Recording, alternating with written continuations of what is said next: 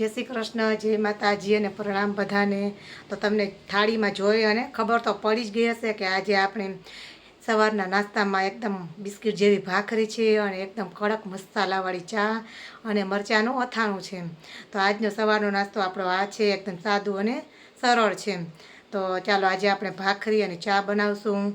કોને કોને સવારમાં આવી રીતના ચા, ભાખરી અને મરચાંનું અથાણું જોઈએ છે તે જરા કમેન્ટમાં કહીજો।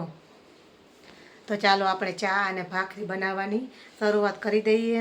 તો સૌથી પહેલાં આપણે ચા બનાવશું, તો તેના માટે મેં તપેલીમાં દૂધ લઈ લીધું છે।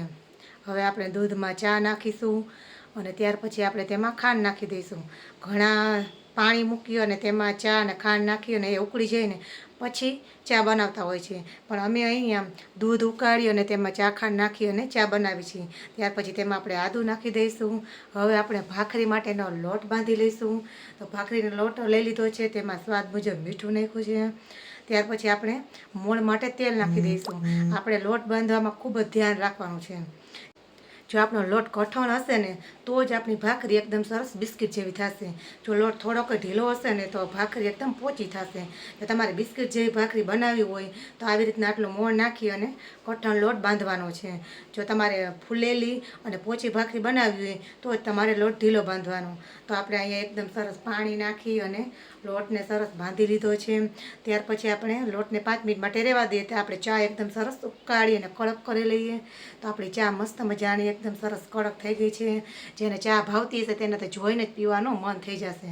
તો આપણે હવે ભાખરી માટે લોટ હતો તે લઈ અને એકદમ સરસ ગોળ ભાખરી વણી લઈશું। એકદમ સરસ પતલી ભાખરી વણવાની છે। ત્યાર પછી આપણે ભાખરીમાં આવી રીતના મેં ડિઝાઇન કરી છે।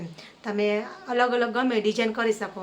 મેં અહીંયા રાજસ્થાનમાં હોય ને જેવી રીતના ભાખરી એવી રીતના સરસ આંગળીથી ચીપટીથી સરસ ડિઝાઇન બનાવી લીધી છે। જો તમે જોઈ શકો છો એકદમ મસ્ત મજાની ડિઝાઇન થઈ ગઈ છે અને આપણી ભાખરી પણ ડિઝાઇનવાળી સરસ લાગે છે। ત્યાર પછી આપણે તેને તાવડીમાં સરસ શેકી લઈશું। જો આપણી ભાખરી શેકાય ને ત્યાં સુધીમાં તમે બધા કોમેન્ટ કરીને જણાવજો કે તમારે બધાને ત્યાં વરસાદ કેવો છે। અહીં રાજકોટમાં તો 2 દિવસ ત્યાં સતત એમના વરસાદ ચાલુ છે। જો કે અત્યારે તો બધાને વરસાદ હશે જ, પણ તમે બધા કહેજો કે તમારે ત્યાં વરસાદ કેવો છે। તો આપણી ભાખરી પણ એકદમ સરસ ચડી ગઈ છે। આપણે ઘી લગાવી અને સરસ ચોપડી લઈશું। ત્યાર પછી એકદમ મરચાંનું મસ્ત મજાનું તીખું તીખું અથાણું અને એકદમ કડક ચા। સવારમાં જો આટલું આપણને મળી જાય ને તો જલસા જ પડી જાય હો। અને ગુજરાતીઓને ભાખરી, મરચાંનું અથાણું અને ચા મળી જાય ને તો આખો દિવસ સરસ સુધરી જાય।